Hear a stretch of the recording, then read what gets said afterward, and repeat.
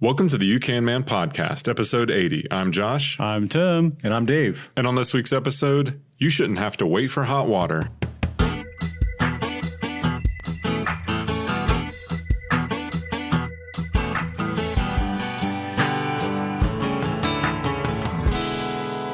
All right, guys, welcome back to the You Can Man podcast, where we believe what one man can do, you can do as well.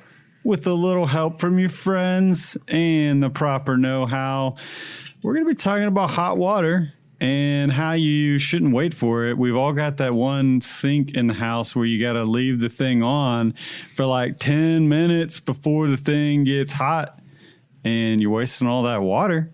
Well, you don't have to, and we're going to tell you how you can do that today on the podcast. And Josh, we're bringing back the bonus segment. Past couple of episodes, I feel like we haven't done the bonus segment. It's been a while. It's been a minute. And Josh has got the bonus segment this week, and he will not tell us what it's about. He will only tell us that it has to do with World War II. Historically, Josh has talked a lot about people getting horrendously injured or dying. There is maiming in my segment. So. Okay, I would assume so if it has to do with a world war. Listener, so beware. That. But first, guys, what's been going on? So I had something kind of interesting happen last night. Came home from work a little bit later. It's dark outside. I'm driving through my neighborhood. I come over a hill and I see just a line of police cars right out in front of this house. And one of them has the blue lights on, not flashing. They were just on. You know how you see police cars sometimes? They've got all they the just new have the fancy, lights. yeah. Right. Line of cars. It's probably 7 of them. And I'm driving. So I'm going real slow, right? Because I don't want to hit anybody. Protest in your neighborhood?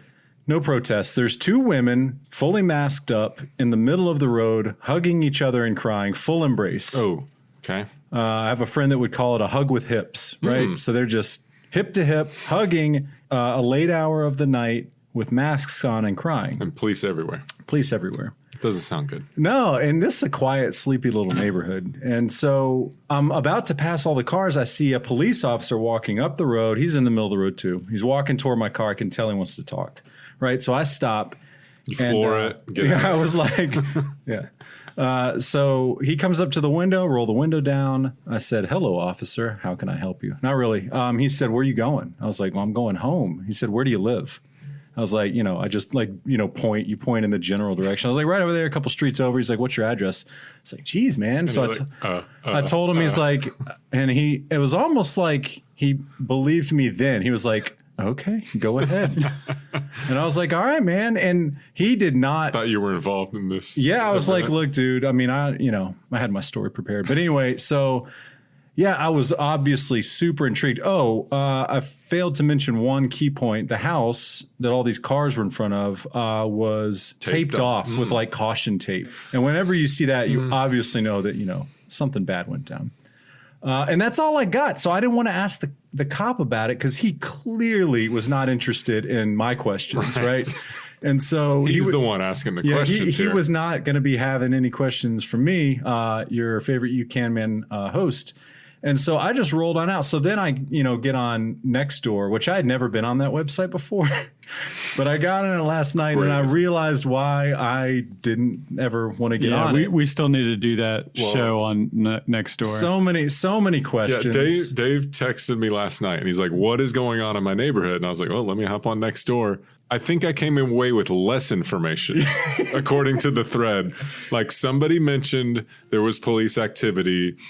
One lady posted, "That's so sad," about 4 times with no other information. No other. There was no other information. She just kept saying, "That's so sad." Right. There was a truck next to the house. Right. That's so sad. And I was like, it is. It's probably sad, but I don't know what's she talking about. I saw your wife on there post that my husband was stopped by a police officer. That's all we know. And then "That's so sad" came in and said it again. That came in. And then someone said, it was police training, and I was like, this was not police training. Like, unless they hired the two masked up women to be so crying. what happened? I don't know, man. I don't know what happened. So We'll update next I week. do a slow roll this morning by the house in question, and the tape is gone. Okay, the white line, the white chalk line of the person in the driveway. I'm just kidding. Erased. Yeah, it's been erased. No, that was not there. But yeah, everything was normal. So I don't know what happened. Maybe it's just, run of the mill cooking meth or something. I mean, Yeah,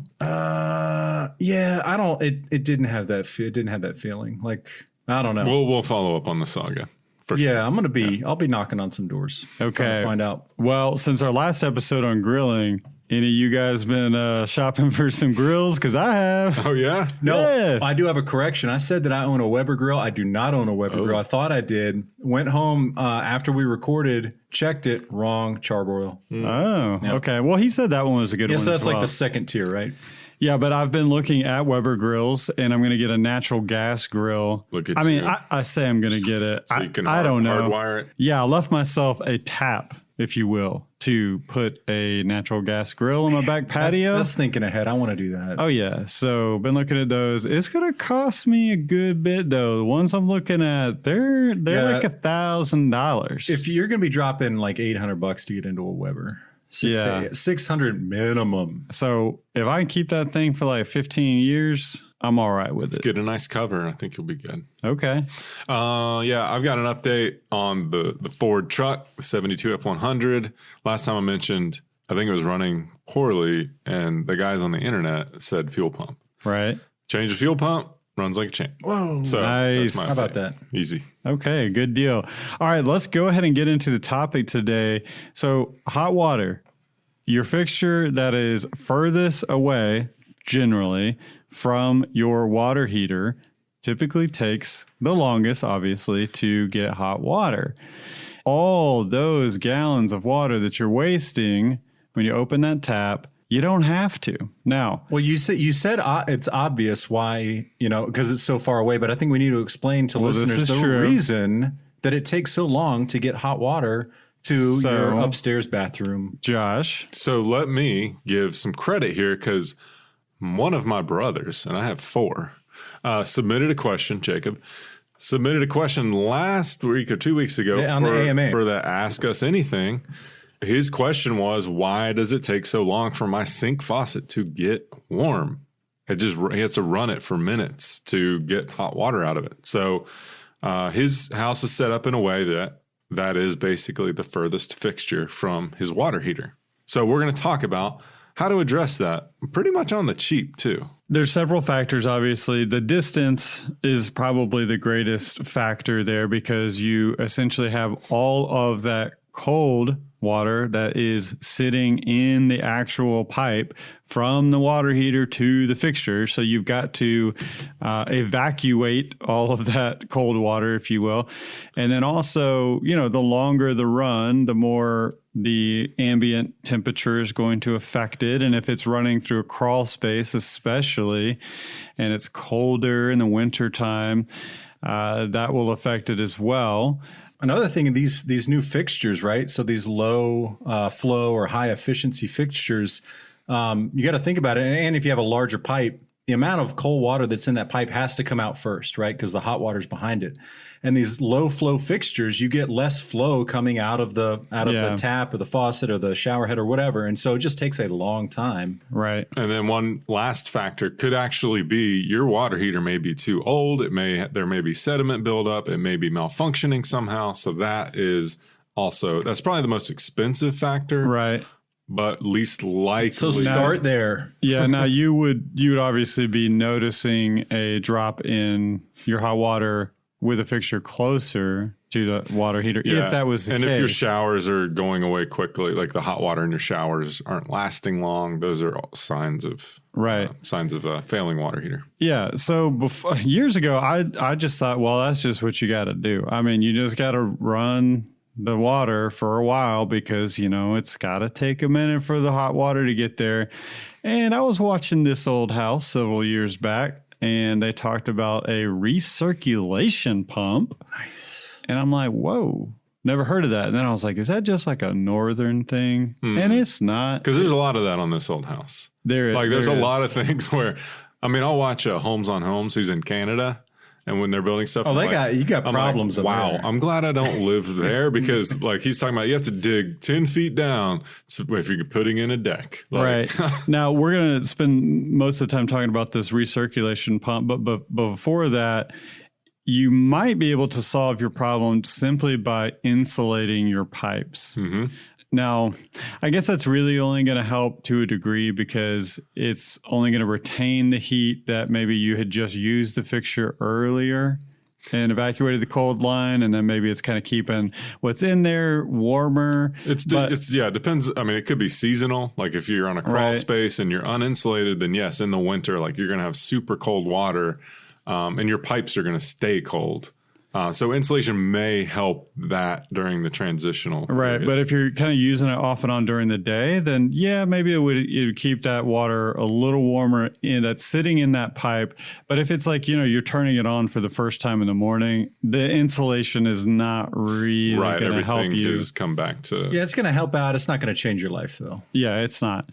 So a recirculation pump, now there's two basic designs for this. There's kind of what we would call like the true loop design, I guess is the best way to say it. Like a dedicated loop or something. Yeah, where you'll actually run a return line back to the water heater, and it's only using the hot water line. So, and then the pump, I think, to my knowledge, would be at the water heater if you would use that system. But the other system, the more common system and the least expensive system, if I'm not mistaken. Correct.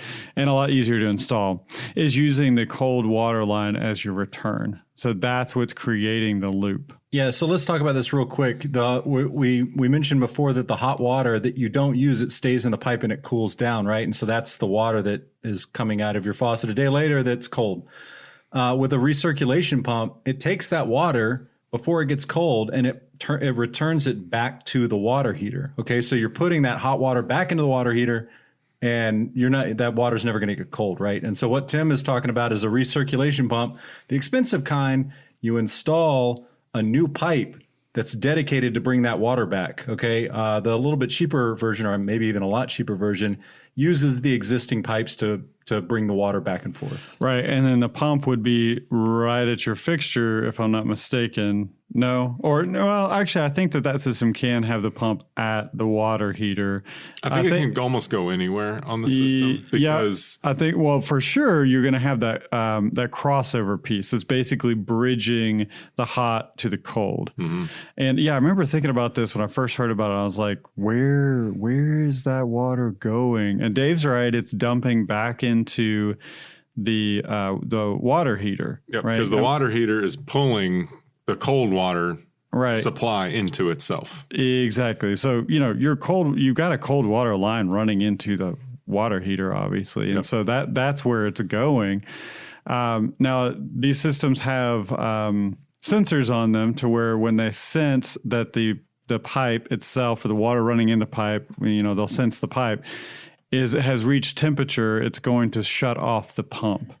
And they also have one-way check valves. Right. So it's not going back the other way. It's just going the one way. So what we're talking about here, as far as we mentioned a bridge. OK, so normally your hot water and cold water lines are completely separate in your house. So you have cold water lines. One goes into your water heater. The rest feed into your fixtures for the cold.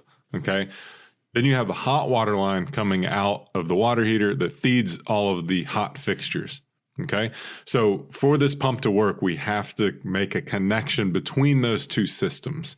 All right, and that's that kind of bridge. So there is a little bit of plumbing that's going to take place. Right. And then you're going to install that pump, and that pump simply moves that water in a loop. So you're going to have warm water actually in both systems. So do one of y'all want to talk about warm water in your cold pipes and what that means? Well, technically, I mean, you shouldn't have that issue. It should, if it works the way it's supposed to, it should turn off the pump whenever it senses that pipe is then hot. Now, if you're using it, I guess, if you're using the cold water while you're using the hot water? No, well, no. If you're using the cold water soon after this pump's been running, then the whole system is kind of going to be at the same temperature. Yeah, look, we're not plumbers here, but as I understand it, one of the drawbacks with I believe what's called a comfort system, which is the lesser expensive of the two, is it brings hot water back through your cold water pipe, and so you can have issues where your cold water isn't very cold, or you have to wait on cold water.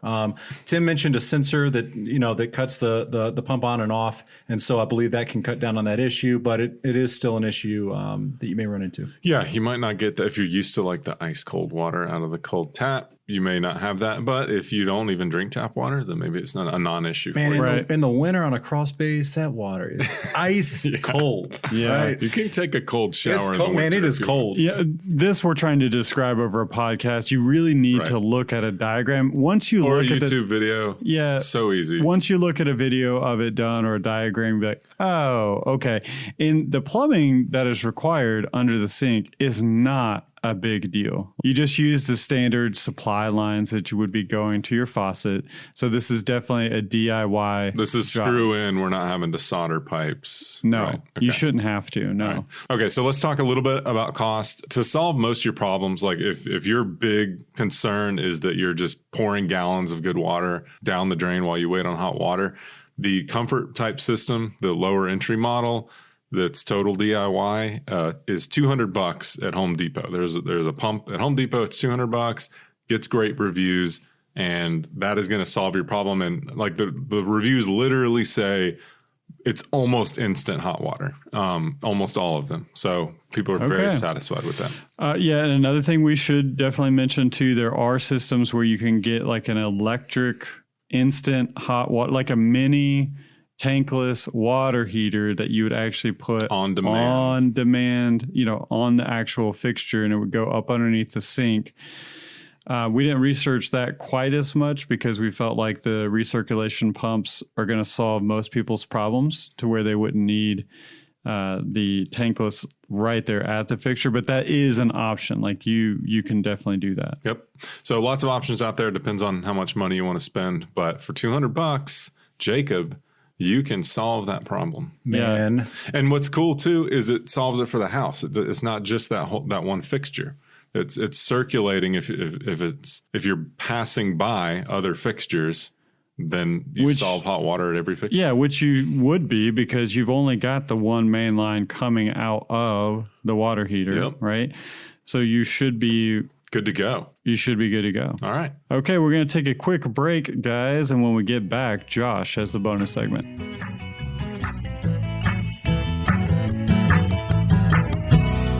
Community, craftsmanship, and adventure. Those three words can sum up one of our new show sponsors, Alpine Leather Co.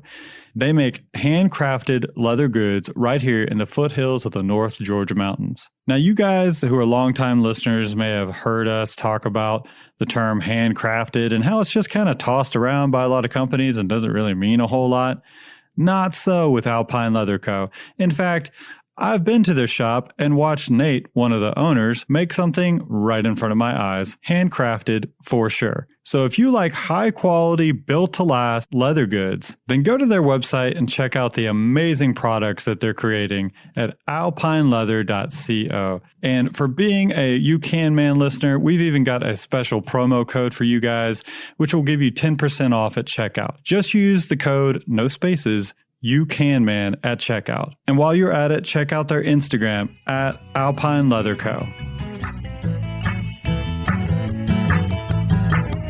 All right, guys, welcome back. I'm excited about the bonus segment coming back. We have not had that in a minute, and Josh's are always really, really good. They're always depressing. Yeah, they can be. Not true.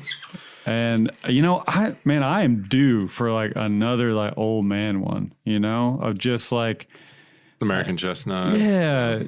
So for listeners who are just joining us, I've just done these riveting bonus segments. I did one on the demise of the American chestnut tree. You should go check out. I should have that episode number in front of me, but I don't right now. Anyways, you can check out, maybe search through our show notes and find that. But Josh, what do you have for us World War II story here? Okay, so World War II, there's just an unlimited supply of great stories of heroism. I'm going to give a little credit to Smithsonian Magazine. I kind of built this off of something they had posted, just in case someone tries to call me out for plagiarism. Okay, so we're in Philadelphia. It's 1942. There's a brand new ship, the USS South Dakota. It's leaving port with a ton of new recruits who, right after Pearl Harbor, went to the recruiter and said, I want to fight. So these are hungry soldiers. They are headed to the Pacific. So they've got to go around Florida, Panama Canal to get to the Pacific.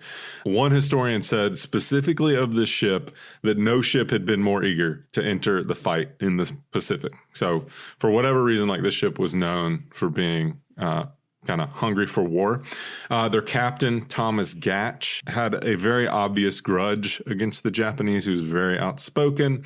Maybe in today's world would be considered a little politically incorrect, but hey man, you got to go fight a war. So we're going to the Pacific. They were assisting the USS Enterprise in October of 1942. So they left in August. They get there in October. 2 months at sea. Yeah, we have to think about how long things took back in the day. The two ships, along with some destroyers, goes to engage in the Battle of Guadalcanal, which is one of the most epic naval battles. As they reach the Santa Cruz Islands in late October, the Japanese launched an air attack and attacked the Enterprise, which was the aircraft carrier.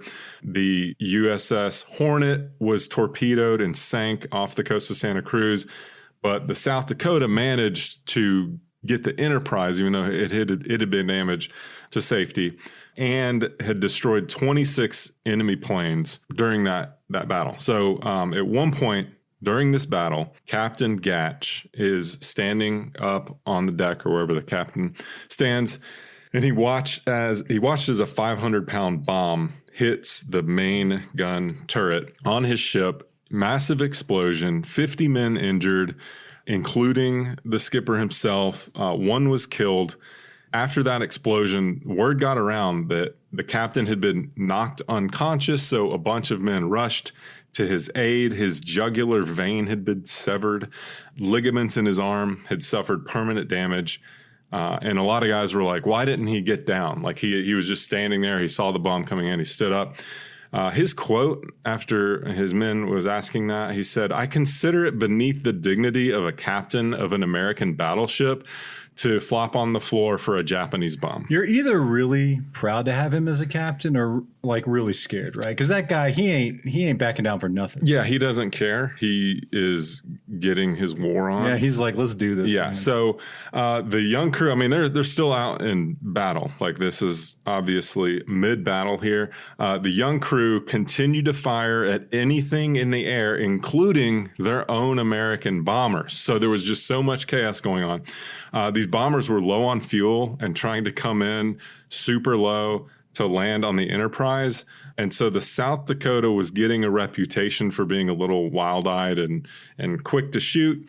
Navy pilots were kind of warning each other, don't fly near that ship. Okay, so these guys were just getting after anything that was in the air. It was going to be shot down. So even if it was their own planes, but what are you going to do? The South Dakota, after it sustained all this damage, goes to Pearl Harbor to get repaired. Captain Gatch returns to service, returns to the ship. He's got a sling on. He's all bandaged up. And the whole ship reconvenes and heads back out to the Pacific to fight the actual Battle of Guadalcanal. So the before was like a little skirmish in Guadalcanal. This, when they head back out, actual naval battle of Guadalcanal. They encountered 8 Japanese destroyers. The South Dakota set fire to 3 of them. Gatch bragged that they never even knew what sank them. You know, they were just so on top of their game. One Japanese ship set its sights on the South Dakota and delivered 42 hits, temporarily causing the ship to lose power. And 42 hits on a ship, like that's a big deal. This is where we meet the hero of our story, okay, Calvin Graham. And we learn about his heroics on November 14th. So they left in August. They get there in late October. They have to return to Pearl Harbor to get fixed up. Now they go back out to the Pacific. It's November, and they're in the middle of another battle, and they were just rocked by a Japanese ship. So Graham was manning his gun when shrapnel tore through his jaw and mouth. Another piece of shrapnel knocked him down. He fell through 3 stories of the battleship itself. Incredibly, he was able to stand back up, dazed and bleeding, and start helping pull other crew members to safety, while many others had been thrown off the ship from the force of these explosions, bodies on fire. Like, this is what the guys were saying. Like, the guys were on fire flying through the air into the Pacific Ocean. See, my man was thinking about his captain, and he was like, that man leads by example. He set a precedent. Yeah, and I'm not going to be held down. Okay, so Calvin Graham is now starting to help other people. He got knocked down, shrapnel in the face. He's got no jaw. Fell 3 stories. Now he's helping other people. He says, I took the belts off the dead and I made tourniquets for the living. I gave them cigarettes and encouraged them all night. It was a long night. It aged me. The shrapnel had knocked out his front teeth and he had flash burns from the hot guns, but he says, I was fixed up with some salve and a couple of stitches. I didn't do any complaining because half the ship was dead, and it was a while before they worked on my mouth. Okay? In total, the ship had lost 38 men that night and 60 others wounded. What's truly remarkable about Calvin Graham and his heroics and his comment that he had been aged that night was that he had turned 13 years old the previous week. Whoa. No. Yeah. Dang. So we're talking like when men were men and when boys were men. I'm not saying anything about people today or anything like that, but can you imagine a 13-year-old going to war? That's insane. Right. Well, 12 years old because he had just turned 13. Yeah, he joined up when he's, Okay, so yes, Calvin Graham had set off for battle from Philadelphia at the age of 12 years old. I think when he hit the bottom, it hit like puberty. It was just like, it just could have happened. Started. Could have happened. So how did this happen? All right, so when Graham was 11 and in 6th grade, he hatched his plan to join the Navy. He was one of 7 children. He had an abusive stepfather. So he and an older brother, he's 11, he and an older brother moved out to live at their own.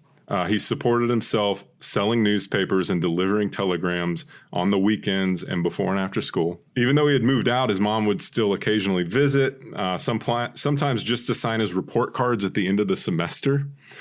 The country was at war. Being around newspapers afforded him the opportunity to keep up on current events.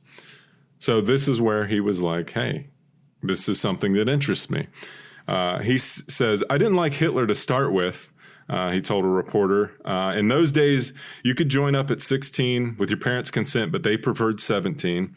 But he said he had no intention waiting 5 more years to turn 16. So he said he started shaving at age 11 to try to make himself look older somehow. He lined up with some buddies to go enlist, but he was just 5'2", 125 pounds.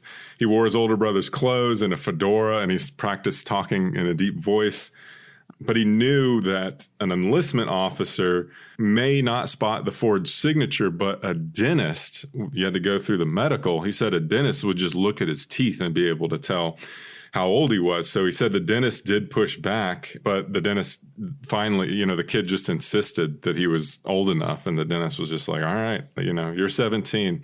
So anyway, they had so many kids coming through that the dentist just passed him on to go for it. Does he hold, I don't know if you have this information. Does he hold the record for like the youngest? I don't know if there's a record. So it wasn't uncommon for boys to lie about their age in this day and age. Many joined the Marines at 16 years old, and there was actually there's a group called the Veterans of Underage Military Service that was started in 1991, and it includes more than 1,200 active members. Wow. Yeah, a lot of kids like just really wanted to go to war or had like terrible, lives, like abusive parents or just destitute, poor, like it's a meal. And so they just joined up as soon as possible. So fast forward or rewind or whatever, we're fast forwarding in the story back to mid-December. The ship went back to the Brooklyn Navy Yard because it had been, almost destroyed again. And it became one of the most decorated warships in Navy history. The Japanese were convinced that they had actually sunk the vessel. And so the Navy actually stripped the Dakota of any identifying marks while it repaired it for the second time. And in theater, they simply referred to it as Battleship X. So nice. It was the most hardcore ship. Captain Gatch and his crew were all profiled for their heroic deeds. Calvin Graham got a Bronze Star for distinguishing himself in combat and got himself a Purple Heart. This is a 13-year-old.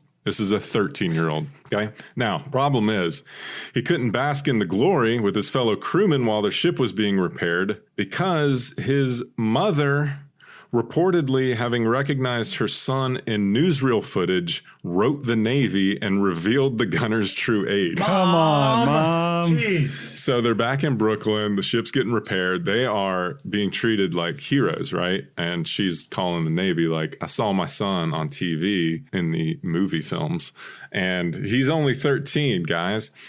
So what happened? Well, the Navy was not amused. They returned him to Texas. He was thrown in the brig for 3 months. No, what? They threw a 13-year-old kid in jail for 3 months, okay? Battleship X went back to the Pacific and continued to fight. But the newspapers were saying, they were calling him the baby vet.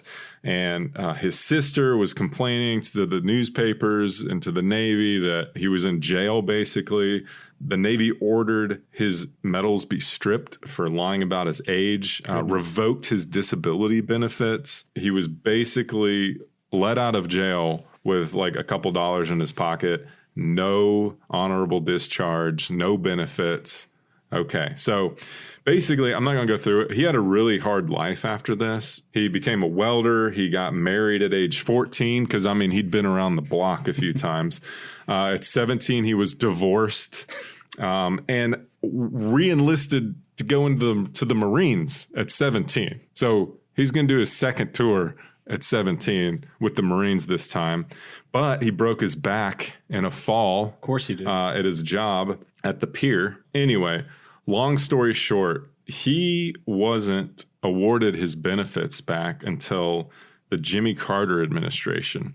In 1977, some Texas senators introduced a bill to give him his honorable discharge. In 78, Carter announced that his medals would be restored.